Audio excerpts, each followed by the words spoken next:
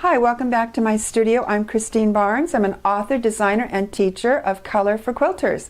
This lesson today is about ombre fabrics. I've had some students come to classes or come to a lecture say, what is an ombre? So I want to explain what they are and how I use them. This is an example of an ombre that changes just in value. So an ombre can change in value or color or both. This one has the lightest edge at the fold and it gets darkest at the salvage. So it's just changing in value but the same color. By the way, all of the ombres you'll see are available in my online store at christinebarnes.com. Here's one that changes in, I have threads everywhere, that changes in value and color. Here again is the fold and here's the salvage, and you can see it goes from yellow through orange to this wonderful fuchsia color.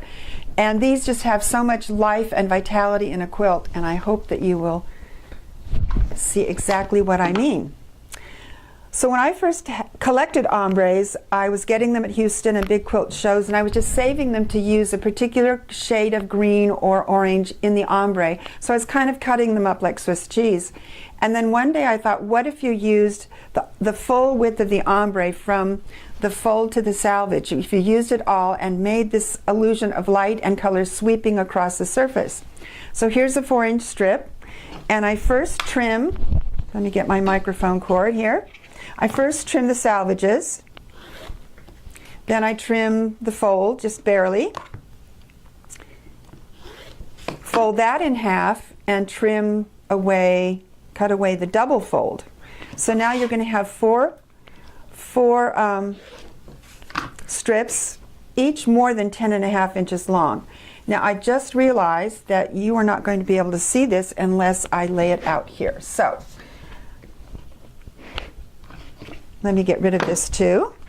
It's always a work in progress.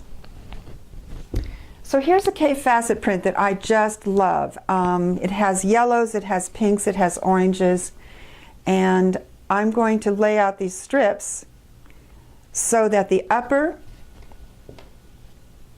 right corner has the lightest color. Get rid of these two. And then you orient the strips so they go around and they just shade from the color at the fold to the color at the salvage. Get one of these out. Stick together. So you can see what happens when you put them together like this. You get this wonderful illusion of light and color sweeping across the surface. You can see in the quilt behind me, my Lustrous Squares quilt, how I did that with 9 different K-facet fabrics and 9 different ombres. So I've oriented the lightest ends on the ombre strip in the upper right and the darkest ends in the lower left, so you get this great wash of color and light.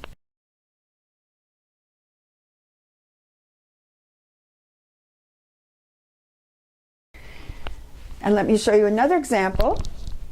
This is my Urban Ombres quilt. This was in Modern Patchwork winter of 2014. And here I've used, I'm just going to hold it up all the way, you don't need to see me. I've used the gray ombre, and again I've oriented the light strips in the upper right and the darker ends of, the light ends of the strips in the upper right, the dark ends of the strip in the lower left. So you get this sense of light sweeping across the surface. You can also see how I use stripes. I've talked about stripes in another lesson. The black and white stripe in each block, and then the white stripe, which is the opposite colorway of the same print, makes the outer border. One more example for you.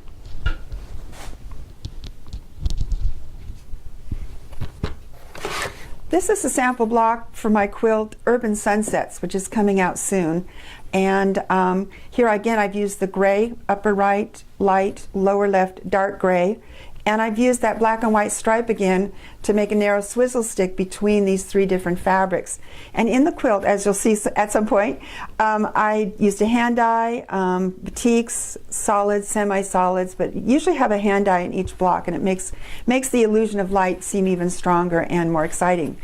That's about it for ombres. I hope you are excited about using them. Again, go to my website and look at all the colors. I believe I have 17 different colorways, and then check out my book, Christine Barnes, The Quilter's Color Club.